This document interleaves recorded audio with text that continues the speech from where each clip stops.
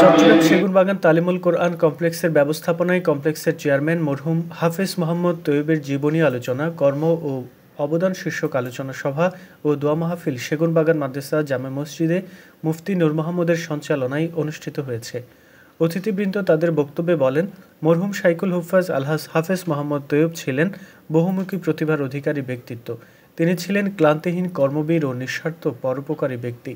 তিনি তার পুরো জীবন আলেম ওলামা, মসজিদ মাদ্রাসা ও দ্বীনের সেবায় আত্মনিয়োগ করেছেন। তার কর্মময় জীবনের জন্য তিনি সকলের কাছে বড় হুজুর নামে সমধিক পরিচিত ছিলেন। তারা আরও বলেন, তিনি যত দিনই প্রতিষ্ঠান রেখে গেছেন সবগুলো আমাদের কাছে তার আমানত। আমরা সকলে তার আমানতগুলো রক্ষা করার জন্য সহযোগিতা করব ইনশাআল্লাহ।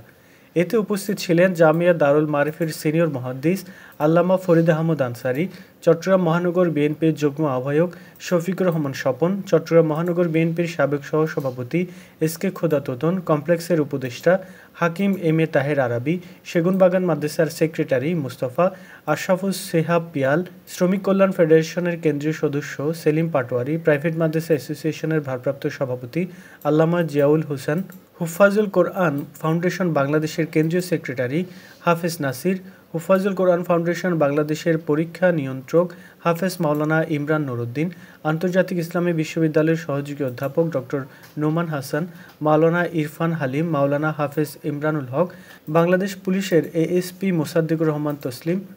বিশিষ্ট ব্যবসায়ী, মানবাধিকার ও মিডিয়া ব্যক্তিত্ব আলহাজ আব্দুল আজিজ, মাহফুজুর রহমান বাবু, ফয়সাল আহমদ বাপ্পি, বাদশাহ আলমগীর, মোহাম্মদ মিল্টন সহ সরকারি বেসরকারি বরেণ্য ব্যক্তিত্ব, ওলামায়ে কেরাম, ইমাম খতিব, অভিভাবক, রাজনৈতিক ও সামাজিক ব্যক্তিবর্গ, আইনজীবী ও সাংবাদিক সহ বিভিন্ন শ্রেণী পেশার সাধারণ জনতা।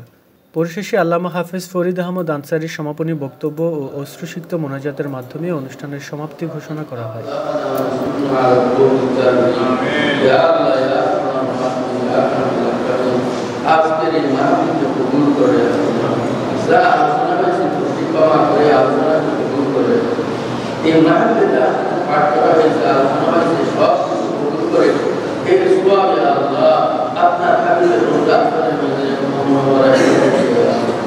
আপনার খালি মুসলিমের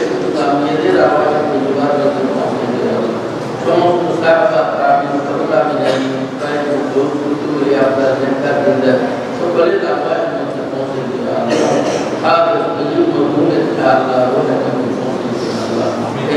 তার জীবনের গুণাটা ক্ষমা করে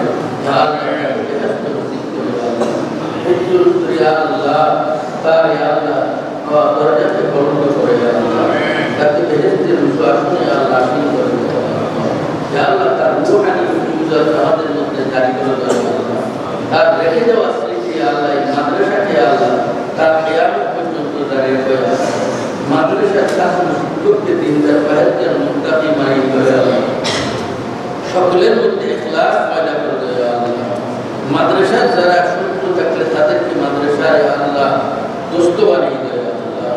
ইয়া আল্লাহ দুশমনকে দোস্ত বানিয়ে দেওয়া আল্লাহ যারা দোস্ত আছে তাদেরকে আল্লাহ ইখলাসের সাথে আল্লাহ মাদ্রাসার সাহিত্য সবচেয়ে করে তৌফিক দান করে আল্লাহ সকলকে ঈমানে কামিল নসিব করে আল্লাহ